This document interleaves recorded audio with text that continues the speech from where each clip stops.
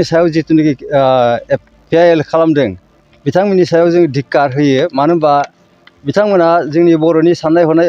मिजिंफोरखौ फेलें खालामनो सानदों बिथांमोना बिदिब्ला गामि सोसननायफोरखौ माने लुगैया नामा सनितपुर आरो बिश्वनाथ जिल्लाखौ बिथांमोना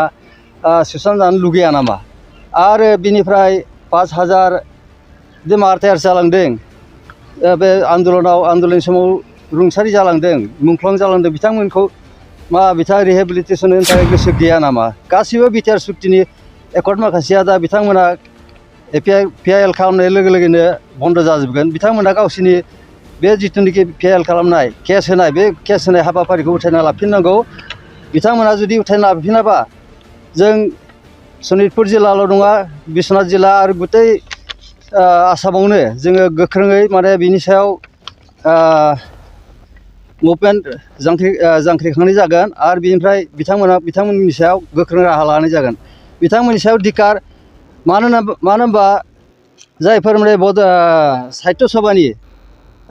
दैदेनगिरिफोर आरो बेनिफ्राय बाथौ माबानि संगठननिफ्राय PIL होनायाव दंफायो जेरैहाय मंगलसिं हाज'वारि बिथांमोना पलिटिक्सनि मानसि नङा बिथांमोना मानो बिदि बेफोरबायदि माबायाव राजनितियाव इनभल्भ जाफानांगौ राजनितियाव इनभल्भ जाफानाया साहित्य सभा आरो धोरोम आफादनिफ्राय फैनाया जों जोबोद दुखु मोनदों बिथांमोना आरो राइटार एकाडेमिनि बिथांमोनखौबो जों दुखु मोनदों बिथांमोना गोख्रै बे माने माबाखौ PILखौ उथायना लाफिननांगौ बेखौ जोङो भालुकपुंनिफ्राय गोख्रोङै दाबि थिखांहरनाय जाबाय बिथांमोना जाहाथे बे खामानिखौ गोख्रै मावफिनो आं बेखौनो बुंबाय थ' जोंहा बुंनो गोनां जेबो गैया नाथाय मोनसे बाथ्राया बेनो जोंहा दायो जोंनि जिथुनाखि बिटिआर एकर्डआव जा दङ बिटिआर सुक्ति मथेयै जोंनि एक्सटेनसन जानो गोनां दङ बियो माने कमप्लिट जानो नांगोन आरो लोगोसे बे हाबाफारिफ्राव बिथांमोनाबो मदद होनो नांगोन मोजाङै मोजां बे बर' हारिनि थाखाय बे सनितपुरबासि आरो बिश्वनाथ बासिनि रायजो राजानि थाखाय मोजाङै मावनांगोन गतिके बेवहाय जोंहा बुंनो गोनां जेबो गैयामोन नाथाय दिनै बिथांमोना उल्थायै जोंनि बिटिआराव हाबसननायनि सुसननायनि थाखाय उल्था हेंथा होनायनि थाखाय जोङो जोबोद गाज्रि मोनदों आरो जोङो बेखौनो सोंखारियो बिथांमोना बर' हारि हिसाबै बर'नि फिसा हिसाबै बे सनितपुर बासिखौ सनितपुरनि रायजो राजाखौ बर' हारिखौ नायफिननायनि गोसो गैया नामा आरो दुखुनांथाव बाथ्राया बेनो जोङो बेसेबांबा बोसोर बेवहाय आन्दलन खालामबोबाय बे रायजोनि थाखायनो बिटिआरनि थाखायनो बा बड'लेण्डनि थाखायनो दिनै फैयै फैयै बेसेबा गोबाव समनिफ्राय दिनै मोनसे जेरै बिटिआर सक्तियाव सक्ति बादियै मावफुंजानायनि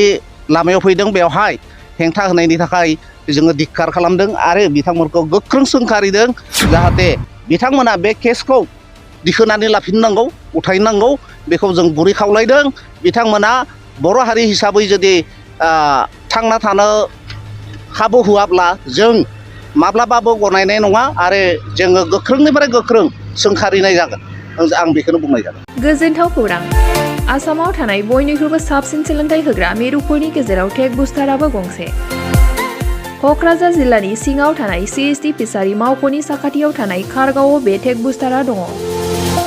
बेयाव बयनिख्रुइबो मोजांसिन सोलोंथाइ आरो नेम सोलिनाय गोग्गो थाखो खथानि सुबिदा दङ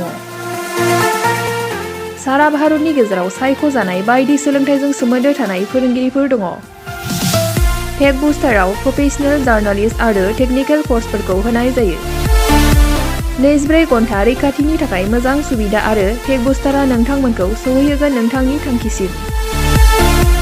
टेक बुस्टारा नोंथांनि सिमांखौ जाफुंसारनांगौनि थाखाय गांल' नङा साहस आरो गोहोबो होगोन सोलोंथाइ लाखांनायनि उनाव 100% प्लेसमेन्टनि खाबु दङ सोलोंनो गोसो गुदुं बिथांमोना 9395695095 जानबुं नाम्बाराव जगाजग खालामनो हागोन